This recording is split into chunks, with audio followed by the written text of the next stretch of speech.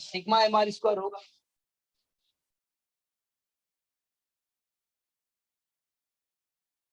समझ में आ रही बात नहीं आ रही है? ये पॉइंट समझ में आया? अच्छा, अगर कोई दूसरी एक्सिस होगी, मान लिया कोई दूसरी एक्सिस होगी, अब इन दोनों एक्सिस के बीच की दूरी मान लिया ए है। अब बताओ ये पार्टिकल जो है इस एक्सिस से कितनी दूर है? ये पार्टिकल इस एक्सिस से कितनी दूर है? सर ए प्लस आर ना। यानी इस पार्टिकल का अगर हम इस एक्सिस के रेस्पेक्ट में मोमेंट ऑफ इनर्शिया निकालें तो एम ए प्लस आर का होल स्क्वायर हो जाएगा, और पूरी बॉडी का निकालेंगे तो आई हो जाएगा। बात समझ में आई? अब थ्योरम अब theorem of parallel axis theorem कहती क्या है? वो कहती है, मान लिया कोई भी एक्सिस ए बी है और ये सी डी है, वो कहती है किसी भी एक्सिस के रेस्पेक्ट में, जिसको ए बी हमने माना, मोमेंट ऑफ इनर्शिया जो होती है ना, वो इसके पैरेलल एक एक्सिस जो इसके सेंटर ऑफ मास होकर जा रही है उसके रेस्पेक्ट में मोमेंट ऑफ इनर्शिया, और इस पूरी बॉडी के मास और दोनों एक्सिस के बीच की डिस्टेंस के स्क्वायर के प्रोडक्ट के सम के इक्वल होती है। स्टेटमेंट समझ में आया? मैं लिखवा रहा हूँ, ये लॉजिक समझ में आया क्या कहना हो चाहता है?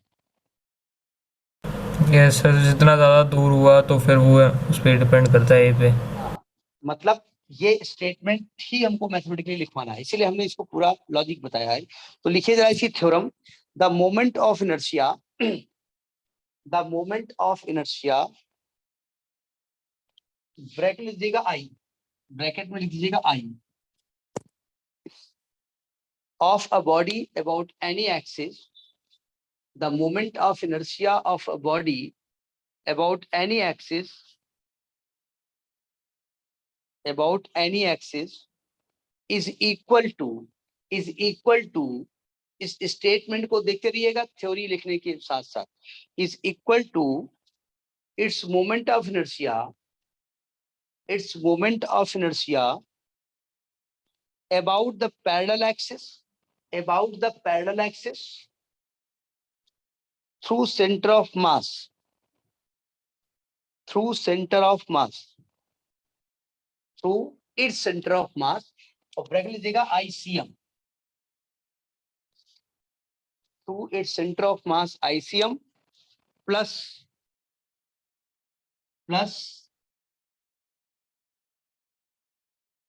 the product of the mass of the body की बात हो रही है, the product of the mass of the body capital M, the product of the mass of the body capital M, through it centre से पहले क्या बोला था आपने? through its center of mass। Sir through it centre से पहले actually में ditto तो हम दोबारा बोलिए फिर बताएं क्या बोल रहे हैं। देखिए, the moment of inertia of body about any axis I is equal to its moment of inertia through its center of mass, the moment of inertia through its center of mass,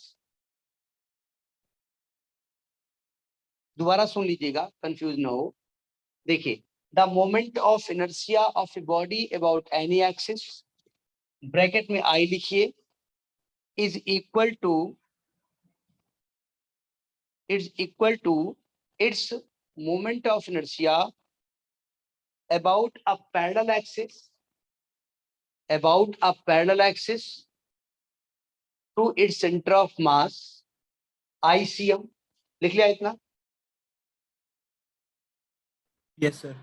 ICM plus add करना है, plus the product of the mass of the body capital M, the product of the mass of the body capital M and the square of the perpendicular distance bracket में तो A, square of the perpendicular distance जो है वो A है, A between the two axes यानी I is equal to ICM plus capital M A square। So have you got this mathematical statement of this theorem? इस theorem का mathematical statement समझ में आ गया नहीं आ गया? Yes sir. इसका नाम दे दो ABC, यहाँ सेंटर ऑफ मास के लिए देखें तो इसका नाम दे दो EF। चेंज कर दो थोड़ा सा, इसको C को सेंटर ऑफ मास निकालना है। देखो ध्यान से इस थ्योरम को कैसे प्रूफ किया जाएगा। हमने कहा सपोज एक बॉडी है जो AB के अलोंग रोटेट कर रही है, यानी AB के अलोंग ऐसे से रोटेट कर रही है, और EF एक एक्सिस है जो AB के पैरेलल है और इसके सेंटर ऑफ मास से होकर जा रही है, और इससे इसकी डिस्टेंस A है। ठीक है, लिखिए let a body is rotating about AB, let a body is rotating about AB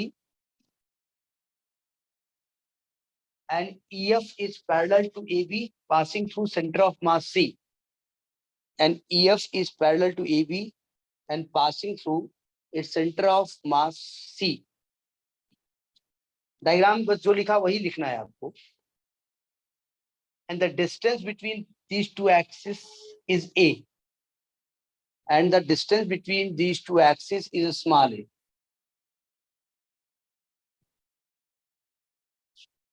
ठीक है, let a particle of mass small m,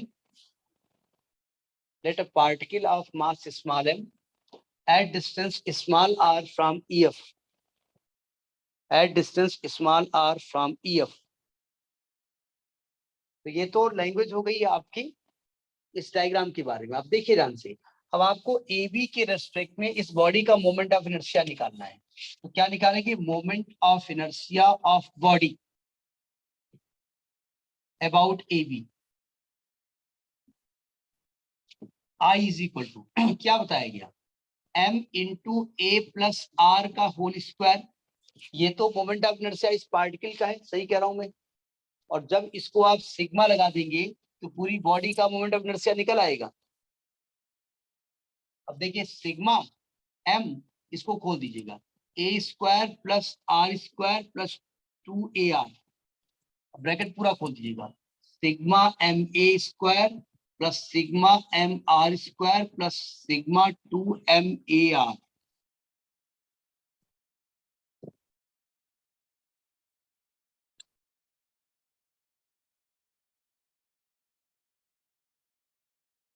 अब देखो ध्यान से, यहां पर जरा आइए, यहां पर कौन सी चीज फिक्स है? ए फिक्स है कि नहीं है? दोनों के बीच की डिस्टेंस फिक्स है ना। तो ए स्क्वायर बाहर कर दो, सिग्मा लग जाएगा सिग्मा एम के ऊपर। इसको पहचानते हैं आप? अभी बता चुका हूं मैं। इस चीज को आप पहचानते हैं? आवाज आती रहे थोड़ी बहुत तो ठीक रहता है ना। अगर EF के रेस्पेक्ट में, EF के रेस्पेक्ट में इस पार्टिकल का मोमेंट ऑफ इनर्शिया आप निकालते तो फॉर्मूला क्या बनता? EF के रेस्पेक्ट में अगर इस पार्टिकल का मोमेंट ऑफ इनर्शिया निकालते तो फॉर्मूला क्या बनता? MR स्क्वायर बनता। बस EF से इस पार्टिकल की दूरी स्मॉल r है ना। अगर पूरी बॉडी का निकालेंगे तो सिग्मा MR स्क्वायर बनता। क्योंकि ये जो मोमेंट ऑफ इनर्शिया है वो EF के रेस्पेक्ट में है और EF सेंटर ऑफ मास से होकर जा रही है, तो इसी को हमने ICM बोला था। ये क्या लिखा है? ICM। और यहां देखिए, यहां पर थोड़ा लफड़ा है, 2A बाहर कर दो, सिग्मा MR। देखो यहाँ पे आइए, A स्क्वायर, ये सिग्मा M क्या होता है? सिग्मा M बोले तो total mass of the body कह सकते हैं। मेरी आवाज नहीं आ रही क्या? थोड़ा सा रिएक्ट किया करिए। सिग्मा M को total mass of the body कह सकते हैं। ये तो total mass of the body है और ये ICM है। अब यहाँ पर लफड़ा देखिए, ये जो सिग्मा MR है ना, इसको एक्चुअली में स्टैंडर्ड भाषा में कहा जाता है ज्योमेट्रिकल मोमेंट ऑफ इनर्शिया। खैर वो भूल जाइए आप। देखो सिग्मा MR जब निकालेंगे तो चूंकि ये सेंटर ऑफ मास से होकर पास हो रहा है, आधे पार्टिकल इधर हैं, आधे पार्टिकल इधर होंगे, आधा R पॉजिटिव होगा, आधा R निगेटिव होगा, तो इसकी वैल्यू 0 होती है। तो ये क्या प्रूफ हो गया? ICM प्लस MA स्क्वायर, ये आपका टोटल। आइए यही आपको प्रूफ करा रहा था। यहां लिख दीजिएगा, where sigma M is capital M, total mass of the body, और sigma MR square is ICM and sigma M R is equal to 0। ये सिग्मा है, ई नहीं है। This is the parallel axis theorem. अक्सर तो theorem का statement दे दिया जाता है, लेकिन अगर मैं पेपर सेट करता हूं तो मैं स्टेट एंड प्रूव लिखता हूं। I never give the statement. Statement भी आपको याद करना पड़ेगा। Note down this.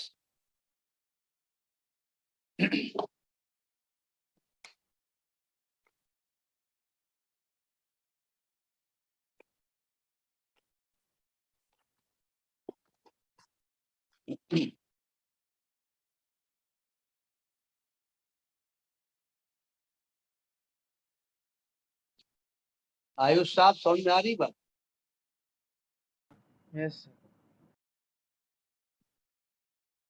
सर वो सिंबल क्या है सर, जो मतलब सिग्मा एम आर स्क्वायर के नीचे है sir?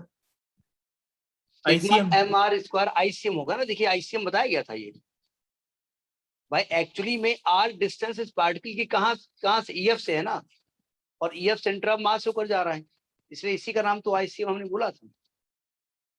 Sigma M R square नीचे आईसीएम है, सेंटर ऑफ मास के रिस्पेक्ट में मोमेंट ऑफ इनर्शिया बॉडी का।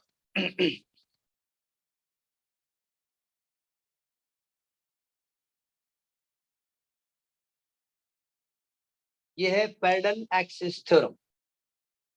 ये जो सिग्मा एम आर है अभी सेंटर ऑफ मास में फिर ही आएगा, वहां थोड़ा और क्लियर हो जाएगा जीरो क्यों हुआ है।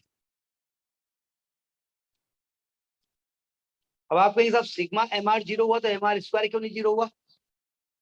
कह सकते हैं ना, चूंकि आर स्क्वायर कर दिया तो जो इधर के आर थे ना नेगेटिव, वो पॉजिटिव हो गए, इसलिए यहाँ पर प्लस सब ऐड हो गए, जीरो नहीं हुआ। और यहाँ पर आधे पॉजिटिव है आधे निगेटिव, इसलिए जीरो हुआ।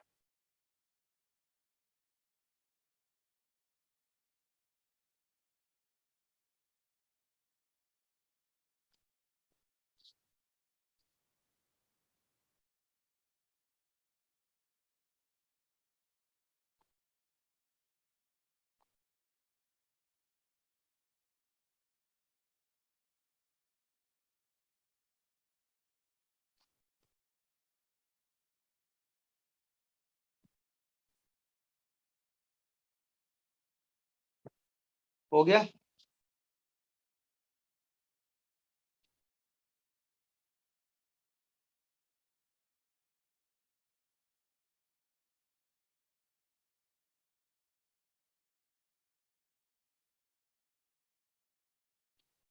बता दीजिएगा।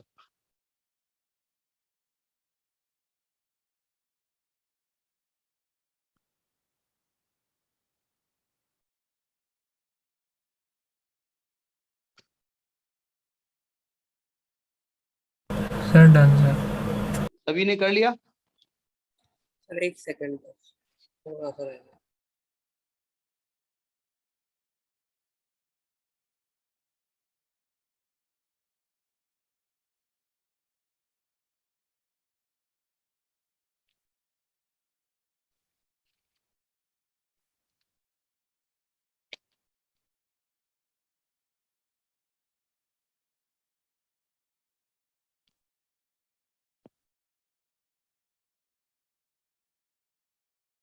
Yes sir.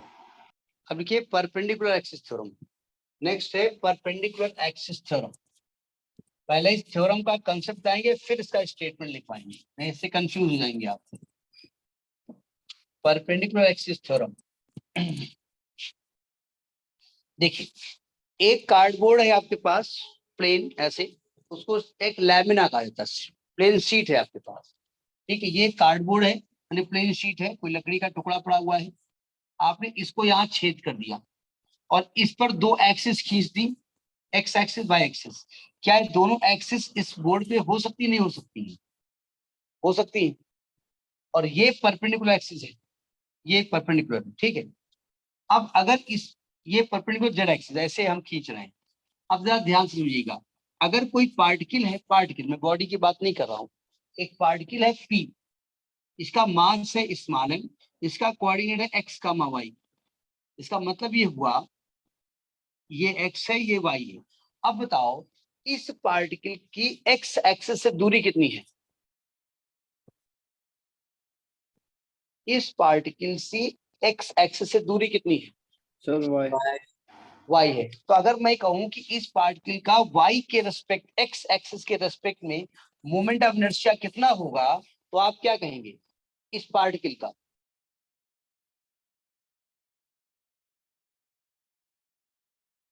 my² होगा नहीं होगा? भाई अगर एक पार्टिकल घूम रहा है मान लेते हैं, और मैं कहूं x एक्सिस के रेस्पेक्ट में इस पार्टिकल का मोमेंट ऑफ इनर्शिया क्या होगा, मतलब ये पार्टिकल अगर x के रेस्पेक्ट में घूमे तो x से दूरी हमेशा इसकी y रहेगी, तो इस पार्टिकल का मोमेंट ऑफ इनर्शिया my² होगा कि नहीं होगा? होगा ना। और पूरी बॉडी का अगर x के रेस्पेक्ट में करेगा सिग्मा my² होगा। तो इसको हम ix लिख सकते हैं नहीं लिख सकते? ये बात पकड़ में आ रही नहीं आ रही है? अगर मैं मानूं कि पार्टिकल x के रेस्पेक्ट में घूम रहा है, और मैं कहूं x के रेस्पेक्ट में, x एक्सिस के रेस्पेक्ट में या अलोंग x एक्सिस इस पार्टिकल का मोमेंट ऑफ इनर्शिया क्या होगा, तो आप x एक्सिस को मान लेंगे कि एक्सिस ऑफ रोटेशन है, तो इस पार्टिकल का my² आएगा और सिग्मा लगा देंगे, तो पूरी बॉडी का x एक्सिस के रेस्पेक्ट में मोमेंट ऑफ इनर्शिया निकल आएगा। Yes sir. अच्छा, अगर मैं कहूं इस पार्टिकल की y से दूरी कितनी है, तो यानी कि सिग्मा Sir, x mx² हो जाएगा, तो y के रेस्पेक्ट में हो जाएगा। अच्छा, अगर z एक्सिस इस पे लाई कर रही है क्या? लाई करेगी या नहीं, क्योंकि ये प्लेन शीट है, तो z एक्सिस ऐसे खड़ी रहेगी ना इस पे ऐसे। तो अगर मैं z को ऐसे खड़ा कर दूं और ये कहूं z से इसकी दूरी r है, अब z ऐसे के बजाय ऐसे बनाए दे रहे हैं, तो z एक्सिस से इसकी दूरी कितनी है? r। तो इस पार्टिकल का mr² यानी ये सिग्मा ये iz हो जाएगा। तो कह ये रहे हैं कि iz की जो वैल्यू है ना वो ix प्लस iy के इक्वल है। समझाया स्टेटमेंट? समझाया? जहां पर x और y एक्सिस दोनों इस प्लेन पर पड़ी हुई है, परपेंडिकुलर है, और जो z एक्सिस है इसके ऊपर ऐसे खड़ी हुई है, परपेंडिकुलर इस प्लेन के है। मतलब ये दोनों एक्सिस प्लेन पे पड़ी है। जैसे मेज पे आप x एक्सिस बनाओ और y बनाओ और z को मेज पे खड़ी कर दो, तो z axis is perpendicular to the plane and x and y both are lying on the plane. ठीक है, तो बोले z के रेस्पेक्ट में जो मोमेंट ऑफ इनर्शिया है वो x और y के रेस्पेक्ट में मोमेंट ऑफ इनर्शिया के सम के इक्वल है। स्टेटमेंट समझ में आया? अब स्टेटमेंट एक लिखिए बार क्या repeat होता कर है। नहीं मतलब मैथमेटिकली जो हम समझा रहे हैं ये बात समझाइए ना, आप लिखवा रहे हैं तो लिखिए statement. The moment of inertia, the moment of inertia of a uniform plane lamina, lamina का मतलब प्लेन लैमिना का प्लेन शीट, प्लेन शीट जो आपके सामने मेज पड़ी है वो प्लेन शीट है। the moment of inertia of a uniform plane lamina about an axis about an axis about an axis perpendicular to its plane, about an axis perpendicular to its plane। अब perpendicular plane के कौन से axis आपने मानी है? Z axis. तो bracket लीजिएगा Z axis about an axis perpendicular to its plane is equal to the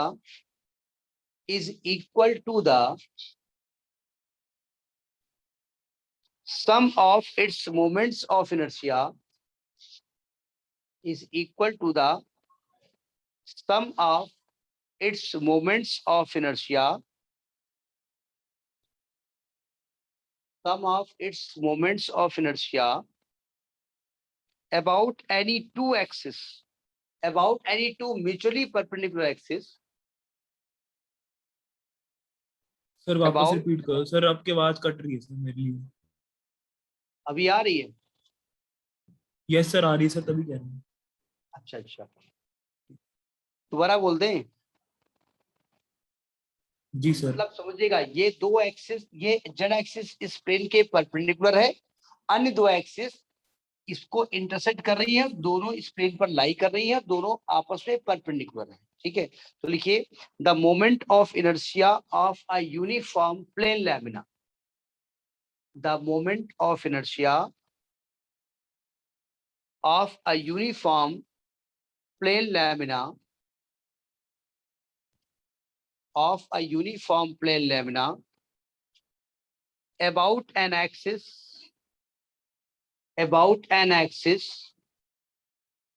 perpendicular to its plane. वो कौन सी एक्सिस हो गई? वो हो गई z axis. Perpendicular to its plane is equal to the sum of its moments of inertia,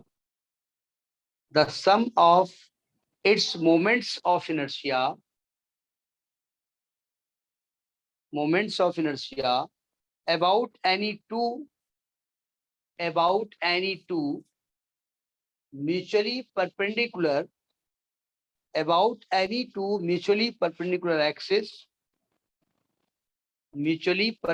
axis in its plane. मतलब वो दोनों इस प्लेन पे लाई करती है. In its plane intersecting on the first axis.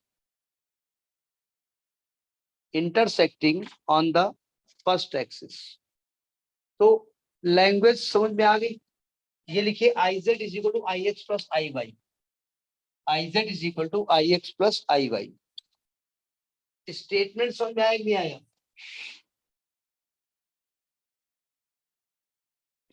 Statement समझ में आया? अब देखिए प्रूफ में हम क्या लिखेंगे कि जो ओजेड है ना, लेट ओजेड जो है is perpendicular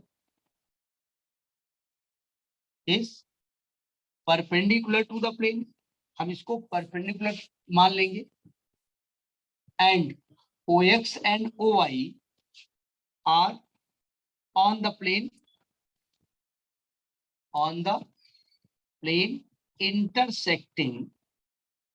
intersecting at O. ठीक है. अभी बुक में जो डायग्राम बना है अन्य बुक्स में उससे थोड़ा इसको डिफर हमने बनाया है. अभी वो भी हम समझा देंगे वो क्यों ऐसा बना है. अच्छा, अब एक हमने मान लिया let P be a particle. एक पार्टिकल है, नहीं ऐसे मान लिया, let a particle of mass m is at P x comma y whose distance from OZ is small r. मतलब हमने मान लिया कि एक पार्टिकल स्मॉल m का है जो P पॉइंट पर है, जहां पर उसका कोऑर्डिनेट x comma y है और OZ जो एक्सिस है उससे स्मॉल r डिस्टेंस पर है. तो लैंग्वेज के हिसाब से, डायग्राम के हिसाब से लैंग्वेज समझ में आ गई होगी. अब जरा जेड एक्सिस के रेस्पेक्ट में इस बॉडी का मोमेंट ऑफ इनर्शिया निकालिए. Moment of inertia of body की बात कर रहे हैं. बॉडी अबाउट ओजेड, इसको आई जेड निकालेंगे. अब बताओ इस पार्टिकल की जेड एक्सिस से दूरी कितनी है? पार्टिकल की बात मैं कर रहा हूं, आर है. तो अगर मैं इस पार्टिकल का मोमेंट ऑफ इनर्शिया निकालता तो एम आर स्क्वायर होता, और बॉडी का निकालेंगे तो सिग्मा लिख जाएगा. अच्छा ये बताइए आर स्क्वायर की वैल्यू क्या लिखी हुई है? डायग्राम को समझिए. आर स्क्वायर क्या निकलेगा?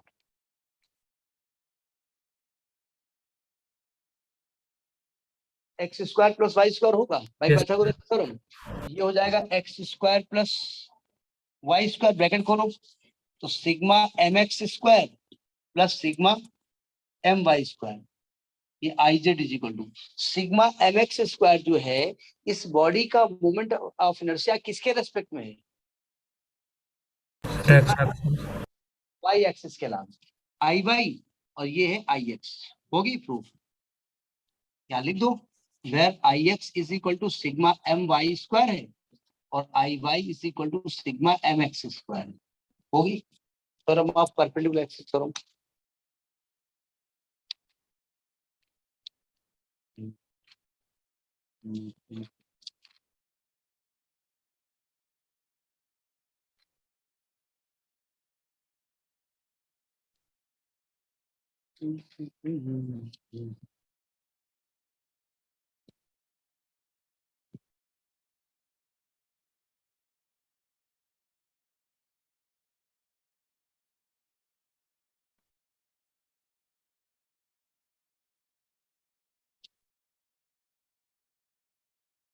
दोनों के बना दीजिए फिर बताइए।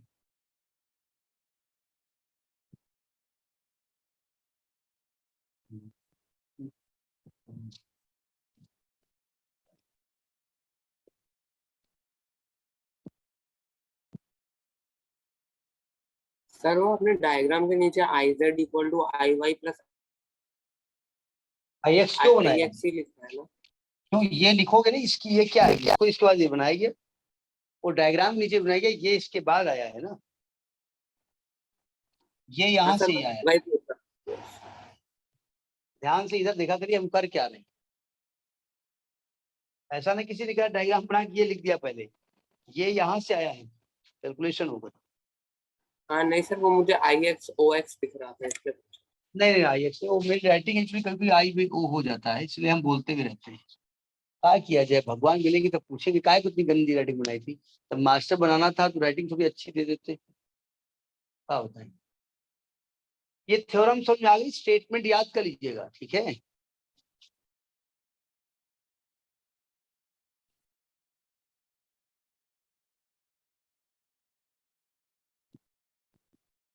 कम से कम 2 टर्न अभी ये चलेगा, तब जाके कंप्लीट होगा। लंबा चैप्टर है ये, रोटेशनल मोशन, क्योंकि सेंटर ऑफ मास और कई चीजें यहाँ पर मिक्स है।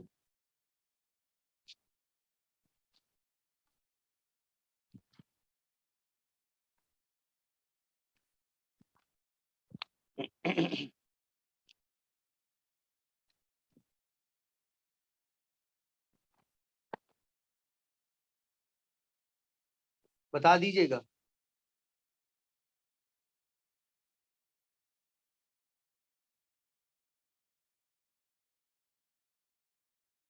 Yes sir.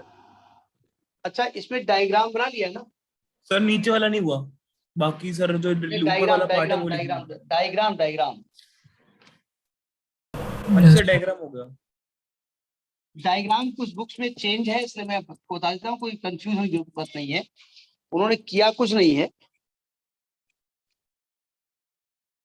वो ऐसे एक्स एक्सिस बनाते हैं, ऐसे मतलब ये एक्स बना दिया, ऐसे वाई बना दिया, जेड को ऐसे बना दिया, और यहाँ पर पार्ट के ले लिया एक्स का वाई। तो 3D डायग्राम है, कंफ्यूज मत होना, कोई मतलब ऐसी बात नहीं है, वो भी बना सकते हैं आप। अच्छा, आपने equation of motion by calculus method proof किए होंगे। अब यहाँ पर equation of rotational motion proof होने जा रहे हैं, ध्यान से पढ़िएगा, नोट कर लीजिए फिर बात करें।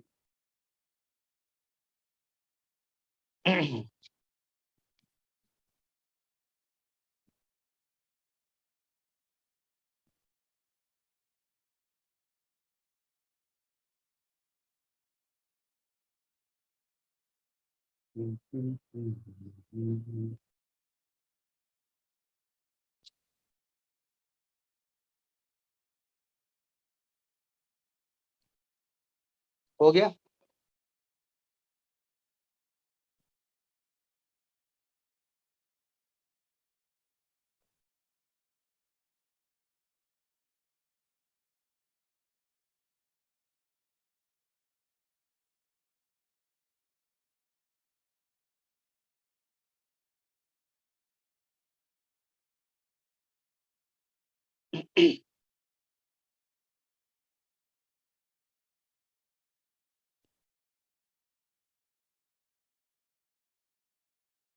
रब करें, 4-5 लाइनें, बहुत टाइम लग गया। हो गया। Yes sir. अब देखिए इक्वेशन ऑफ रोटेशनल मोशन, जो लोग कर दिया करेंगे वो बोल दिया करेंगे, इससे जो लोग नहीं करेंगे वो थोड़ा स्टॉप करेंगे, अपने आप बोलेंगे रुक जाइए, ठीक है। अब देखिए इक्वेशन ऑफ रोटेशनल मोशन, पहले तो हम लीनियर, आपने एक तो पढ़ा होगा लीनियर मोशन, एक पढ़ा रोटेशनल मोशन, प्लस कंपेयर करना पड़ेगा। देखिए यहाँ पर लीनियर और रोटेशन को कंपेयर करने जा रहे हैं। ये लीनियर है जो कि पहले से आप पढ़ चुके हैं, और ये रोटेशनल है। रोटेशनल भी कह सकते हैं, एंगुलर भी कह सकते हैं, ये एंगुलर है, एंगुलर। अच्छा, अब बताइए इनिशियल वेलोसिटी जो हम यूज करेंगे, इनिशियल वेलोसिटी पहले लीनियर में इनिशियल वेलोसिटी को किससे इंडिकेट किया जाता है? Sir you. U से। यहाँ पर ओमेगा नॉट यूज किया जाएगा, ठीक है। ओमेगा एंगुलर वेलोसिटी होती है, लेकिन इनिशियल के लिए omega naught. Final velocity, final velocity linear के लिए v का इस्तेमाल किया गया है, एंगुलर के लिए ओमेगा का इस्तेमाल किया गया है। डिस्प्लेसमेंट,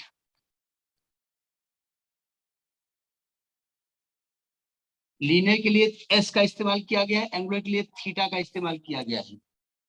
एक्सेलरेशन, इसके लिए a का इस्तेमाल किया गया, इसके लिए अल्फा का इस्तेमाल किया गया है। क्या टाइम भी होता है क्या? टाइम भी चेंज हो जाएगा? No no sir. बोले नो हाँ सर, वो लीनियर कांस्टेंट में, रहेगा। नहीं लीनियर में बोले ऐसे टाइम देखेंगे, एंगुलर में थोड़ा ऐसे टाइम देखेंगे, रजनीकांत के स्टाइल में। ऐसा कुछ नहीं होता है।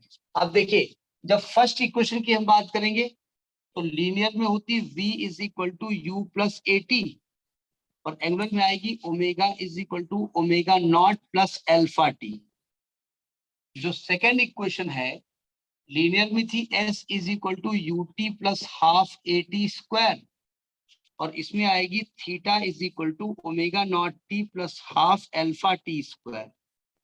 और थर्ड इक्वेशन जो होती है लीनियर में थी v square is equal to u square plus 2as, यहाँ पर हो जाएगी omega square is equal to omega not square plus 2 alpha theta. बस इन्हीं को डिराइव करने हम जा रहे हैं एंगुलर को। लेकिन इंटीग्रल आपको मालूम होना चाहिए, जैसे लीनियर किया गया था डिटो वही मेथड होगा।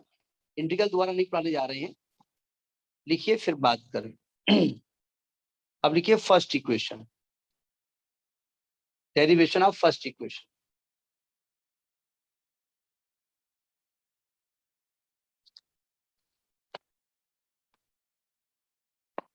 नोट करके बता दिया करेगा, हाँ नोटेड, सभी लोग बता दिया करें, तो अपने आप जब रब करेंगे तो जो नहीं नोट करेंगे वो थोड़ा स्टॉप कर देंगे।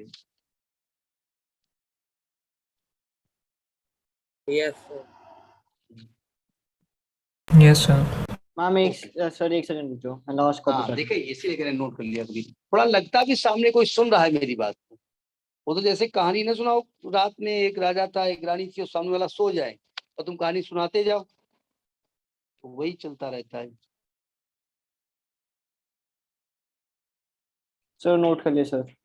ओके, अब देखिए फर्स्ट इक्वेशन हम प्रूव करने जा रहे हैं।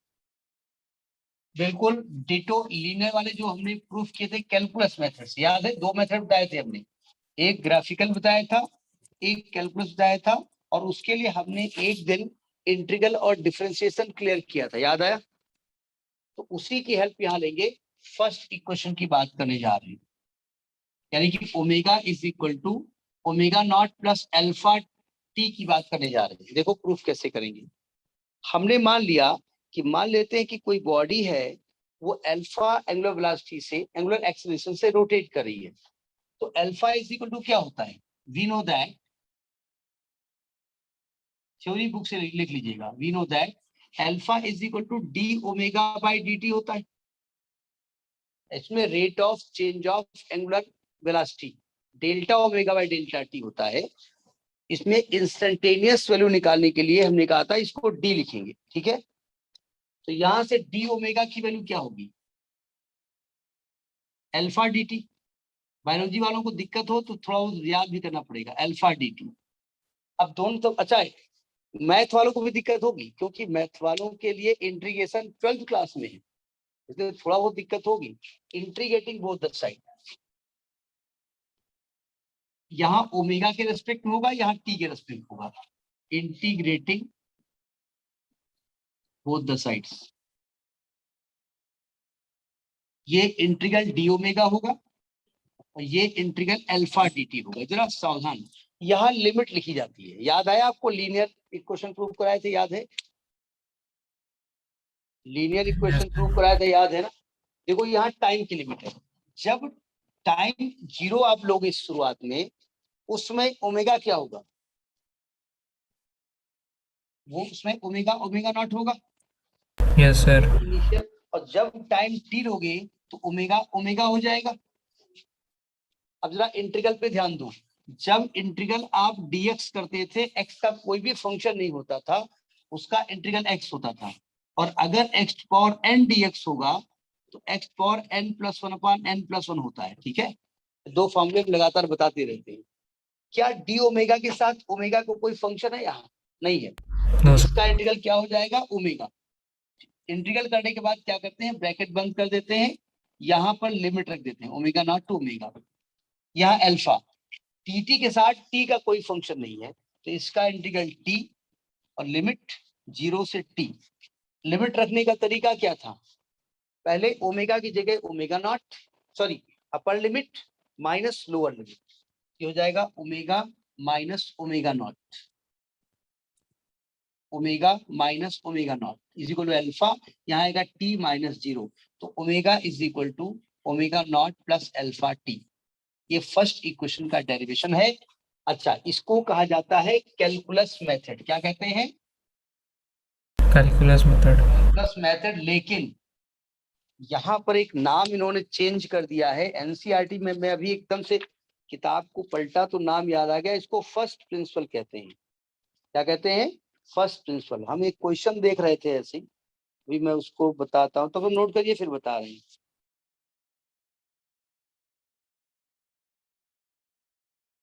मैं देख रहा था कि क्वेश्चन किस तरीके से दिए, वहां पर एकदम से नजर पड़ गई।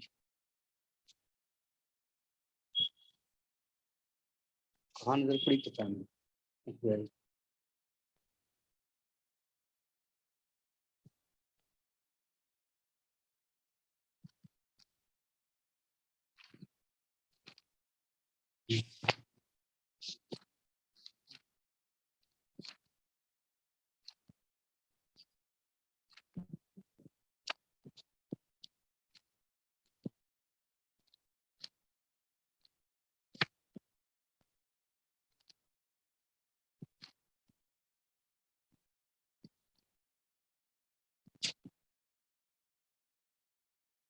पेज नंबर 168 का एग्जाम्पल नंबर 7.13 तो लिखा obtain the equation 7.38 from first principle.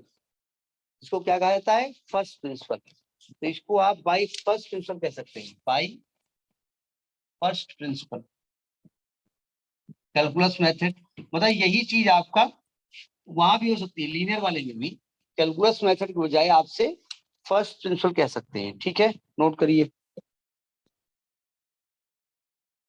Sir दोनों एक ही बात है? हाँ, कैलकुलस मेथड को फर्स्ट प्रिंसिपल कहा जाता है। इसका एक और नाम होता है एब इनिशियो मेथड। आपको कैलकुलस पढ़ाई गई है? अभी फर्स्ट ईयर में डिफरेंशिएशन पढ़ाया गया है। तो जब डिफरेंशिएशन पढ़ाया जाएगा तो वहां पर फर्स्ट प्रिंसिपल, इंटीग्रल को नहीं कहते फर्स्ट प्रिंसिपल, कैलकुलस मेथड को कहा जाता है फर्स्ट प्रिंसिपल। ठीक है, तो फर्स्ट प्रिंसिपल भी कहते हैं, कहीं कहीं पर एब इनिशियो मेथड भी कहते हैं। वैसे ये नहीं लिख के आएगा, ये लिख के आता है। जब कैलकुलस आपको पढ़ाई जाएगी 11th क्लास में, डिफरेंशिएशन लिमिट कंटिन्यूटी के आसपास है, वहां ये मेथड पढ़ाया जाएगा आपको। जो मैथ्स लिए उनकी बारे में बात कर रहे हैं। फर्स्ट इक्वेशन समझ में आ गया?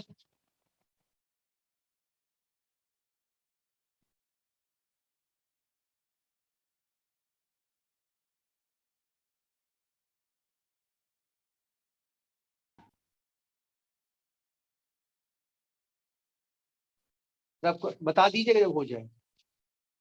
Yes sir, done sir. सभी ने डन? सभी डन डना डन कि आगे बढ़ करें? हो गया सर। बाद में कहिएगा रे। Sir done done. Done done done done done done done हो गया। अब देखिए सेकेंड इक्वेशन प्रूव करने जा रहे हैं। सेकेंड इक्वेशन क्या होती है? Theta is equal to omega not t plus half alpha t square. देखिए प्रूफ कैसे करेंगे, जरा ध्यान समझिएगा।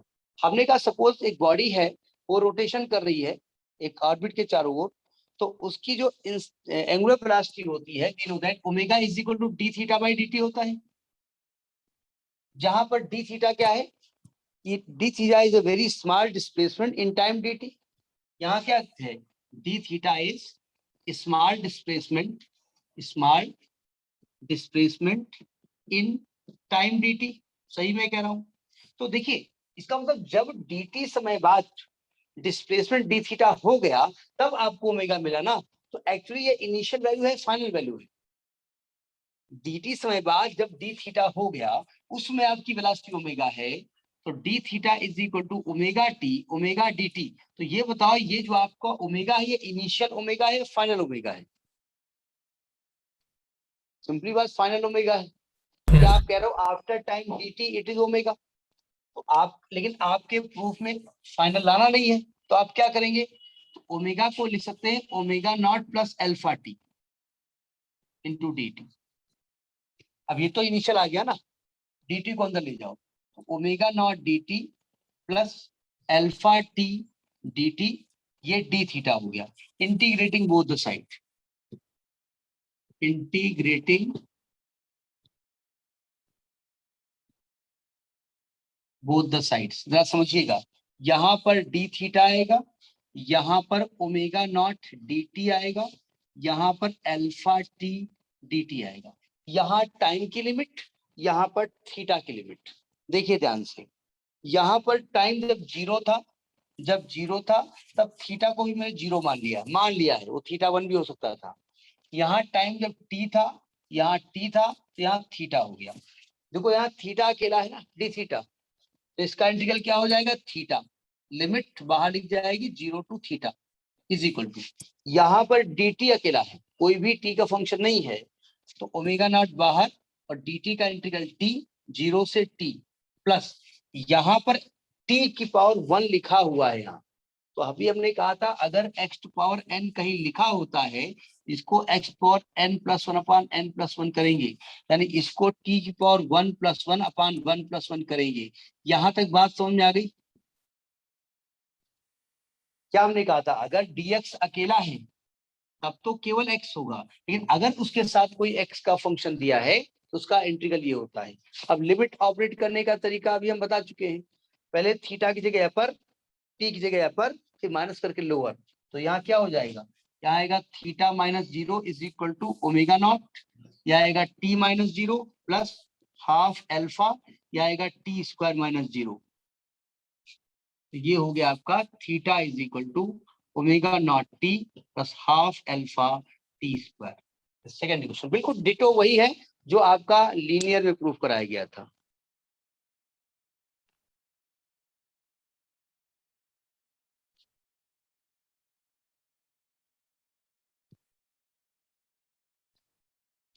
एक दिन सेंटर ऑफ मास पढ़ाया जाएगा, अलग से है, और नेक्स्ट क्लास में थोड़े से और इसकी टॉपिक्स हैं, थोड़ा सा इसको एक्सप्लेन किया जाएगा।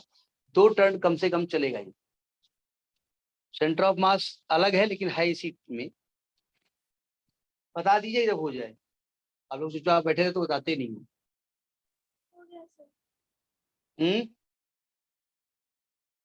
Sir done.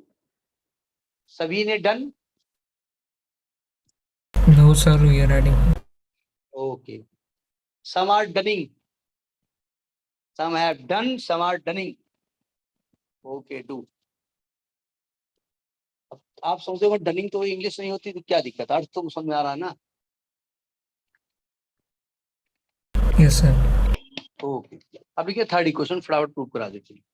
थर्ड इक्वेशन देखो, यहाँ पर जहाँ थीटा है ना वहां एस लिखते जाओ, अल्फा को ए लिखते जाओ और ओमेगा को यू भी लिखते जाओ, अपने आप वो वाले इक्वेशन भी प्रूफ हो जाएंगे। देखिए थर्ड इक्वेशन, देखिए थर्ड इक्वेशन पर लिखते हैं होता क्या है। तो हमने थर्ड इक्वेशन क्या पढ़ा है? Third equation omega square is equal to omega not square plus 2 alpha theta. अब जरा थोड़ा टेक्निक देखिए, अल्फा तो घुसा हुआ है, तो we know that alpha is equal to d theta by d omega by d t होता है। लेकिन अगर इस स्टेज में इस क्वेश्चन को हम आगे बढ़ाएंगे तो क्या थीटा मिलेगा आपको? No, sir. और ओमेगा भी, टी भी मिल जाएगा, टी हमको चाहिए नहीं। अगर मैं इसको थोड़ा टेक्निक लगाऊं, d d omega by D theta into d theta by d t कर दूं, कोई दिक्कत? No sir. ये क्या लिखा है? ये सर ओमेगा लिखा हुआ है, ओमेगा है ना, अभी हम बता चुके थे at an instant angular velocity. तो omega D omega by D theta. अब बताओ टी गायब हुआ कि नहीं हुआ? Yes sir. गायब हो गया, ओमेगा डी थीटा इंट्रोड्यूस हो गया। तो omega D omega is equal to alpha d theta. अब इसको इंटीग्रेट कर दो both the side, integrating both the side, integrating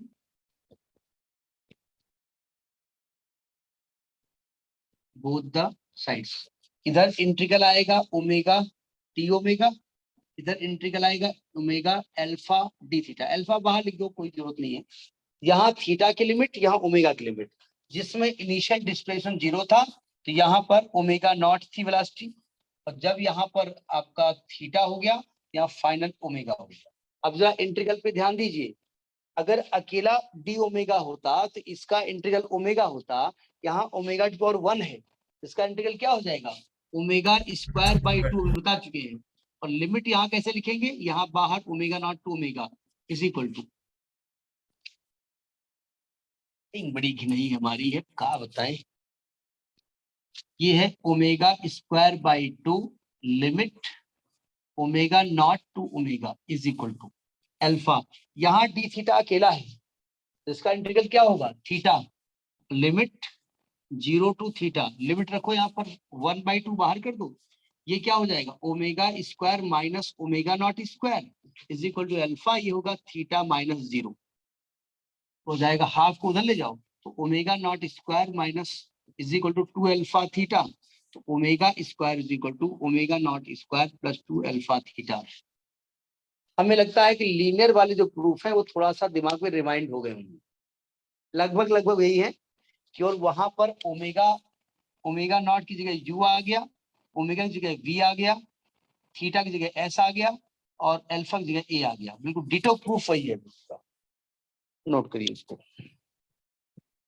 इसको फर्स्ट प्रिंसिपल भी कहा जाता है। सभी ने प्रूफ कर लिया। नेक्स्ट क्लास इसकी और 2 क्लास होंगी, एक centre of mass, next class centre of mass नहीं होगी, अभी इसी के कुछ पार्टिकल्स है, उस कॉन्सेप्ट से जो बतानी। ओके, नोट कर लिया? Yes sir. सभी को गुड नाइट। सर नहीं, 1 मिनट। अभी गुड नाइट नहीं, गुड नाइट वापस। Good night sir. अरे वापस कर लिया ना अभी हमने। चले जो एक्सेप्ट कर चुके वो जा सकते हैं। Thank you sir. Thank you, sir. Have a good day. Okay.